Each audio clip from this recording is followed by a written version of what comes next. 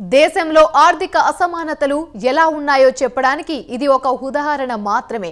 India GDP త్వరలోనే $5 trillion అంటే సుమారు 450 లక్షల కోట్లకు చేరుతుందని అంచనా. ప్రపంచంలోనే అతిపెద్ద ఆర్థిక వ్యవస్థలో అమెరికా, చైనా తర్వాత భారత్ అని గొప్పగా చెప్పుకుంటున్నాం. ఇంత చేసినా దేశంలో పెరిగిపోతున్న జనాభా వల్ల తలసరి ఆదాయంలో పెద్దగా పురోగతి కనిపించడం లేదు. ప్రస్తుతం ఇండియా తలసరి ఆదాయం $2,500గా చెప్తున్నారు. ఇక అదే దేశంలోని సంపన్నుల విషయానికొస్తే వారి ఆస్తులు మాత్రం అమాంతం పెరిగిపోతున్నాయి. దీనికి ఉదాహరణగా చెప్పుకోవాలంటే అంబానీ కుటుంబం ఆస్తి మొత్తం చూస్తే ఇండియా జీడీపీలో 10% వారి వద్ద ఉందని తాజా నివేదికలు చెప్తున్నాయి. దీన్ని బట్టి చూస్తే దేశంలో ఆర్థిక అసమానతల గురించి ప్రత్యేకంగా చెప్పాల్సిన అవసరం లేదు. తాజాగా బార్క్లేస్ హురూన్ ఇండియా దేశంలోనే సంపన్నుల సంపద గురించి తాజాగా ఒక నివేదికను విడుదల చేసింది.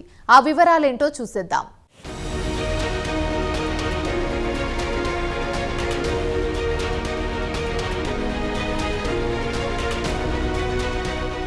దేశంలో ఆర్థిక అసమానతలు విపరీతంగా పెరిగిపోతున్నాయి. దేశ సంపద కేవలం కొద్దిమంది చేతుల్లో మాత్రమే ఉంది. తాజాగా బార్క్లేస్ హురూన్ ఇండియా విడుదల చేసిన తాజా నివేదికలో ఈ వివరాలు పొందుపరిచింది. ఇక ఇండియా జీడీపీలో అంబానీ కుటుంబం వాటా సుమారు 10% ఉంటుందని తేల్చి చెప్పింది.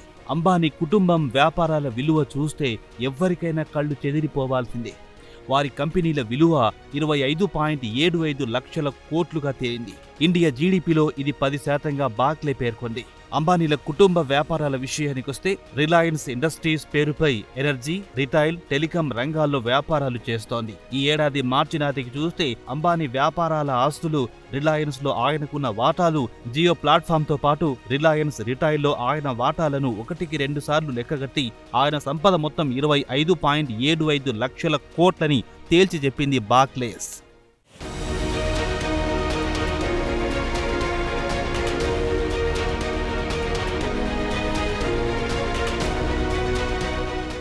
అంబానీ కుటుంబం తర్వాత బజాజ్ కుటుంబం 2వ స్థానం ఆక్రమించింది. పూణేకు చెందిన ఆటోమొబైల్ కంపెనీని నీరజ్ బజాజ్ నిర్వహిస్తున్నారు. ఆయన సంపద 7.13 లక్షల కోట్లుగా లెక్కగట్టారు.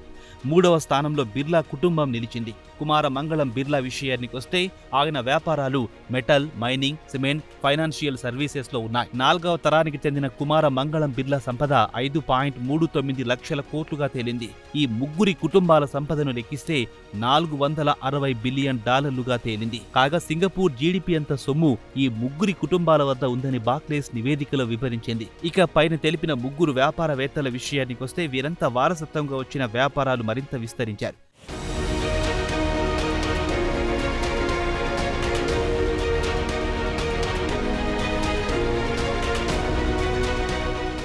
అయితే గౌతమ్ అదానీ విషయానికొస్తే ఆయన సొంతంగా తన వ్యాపార సామ్రాజ్యాన్ని నిర్మించుకున్నారు. అదానీ గ్రూప్ కంపెనీలకు ఆయన చైర్మన్ గా వ్యవహరిస్తున్నారు. ఆయన కంపెనీల విలువ 15.44 లక్షల కోట్లుగా లెక్కగట్టారు. గౌతమ్ అదానీ మాదిరిగానే పూనావాలా ఫ్యామిలీ కూడా సెరం ఇన్స్టిట్యూట్ ప్రారంభించారు. కోవిడ్ సమయంలో వీరి వ్యాపారం ఊపందుకుంది. పెద్ద మొత్తంలో డబ్బు సంపాదించుకున్నారు. వారి సంపద 2.37 లక్షల కోట్లుగా లెక్కగట్టారు.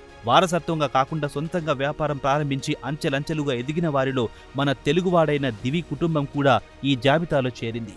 ఫార్మా రంగంలో ఉన్న దివి కుటుంబం కంపెనీ విలువ 91,200 కోట్లుగా తేలింది. మరో 28 కంపెనీలు ఇండస్ట్రియల్ ప్రోడక్ట్ రంగంలో ఉన్నాయి. ఈ కంపెనీల విలువ 4,58,700 కోట్లుగా తేలింది.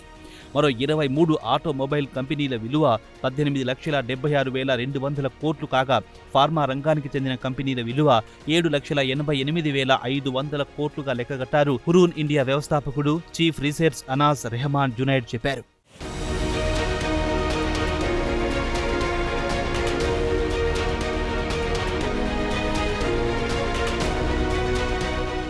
వారసత్వంగా వచ్చిన కుటుంబ వ్యాపారాల బ్యాలెన్స్ షీట్లు మాత్రం బలంగా ఉన్నాయని Barclays private bank head Nitin Singh చెప్పారు. గత కొన్ని సంవత్సరాల నుంచి ఈ కుటుంబాలు అందొచ్చిన అన్ని అవకాశాలను చక్కగా వినియోగించుకున్నారు. ముఖ్యంగా ఇండియా ఆర్థిక వ్యవస్థ క్రమంగా పుంజుకోవడంతో అదే సమయంలో కొత్త వ్యాపారాలకు అవకాశాలు అందుబాటులోకి వచ్చాయి. ఈ వ్యాపారాల్లో వీరు అడుగు పెట్టి మంచి సంపద సృష్టించుకున్నారు. మరి హల్దీరామ్ విషయానికొస్తే ప్రస్తుతం ఇంటింటికి ఈ పేరు పరిచయమే.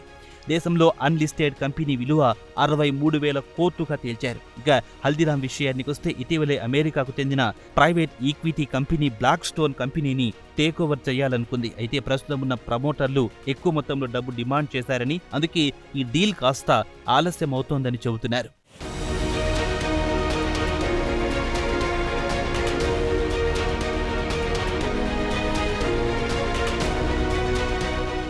ఇక దేశంలో రియల్ ఎస్టేట్ దిగ్గజం డిఎల్ఎఫ్, మాక్రోటెక్ డెవలపర్స్ కూడా శక్తివంతమైన కుటుంబ వ్యాపారాల జాబితాలో ఉన్నారు. రియల్ ఎస్టేట్ దిగ్గజం డిఎల్ఎఫ్ లిమిటెడ్ కంపెనీ విలువ 2,04,500 కోట్లుగా లెక్కగట్టారు. మాక్రోటెక్ డెవలపర్స్ విషయానికి వస్తే ఈ కంపెనీ విలువ 1,12,200 కోట్లుగా లెక్కగట్టింది బాక్లే బ్యాంక్.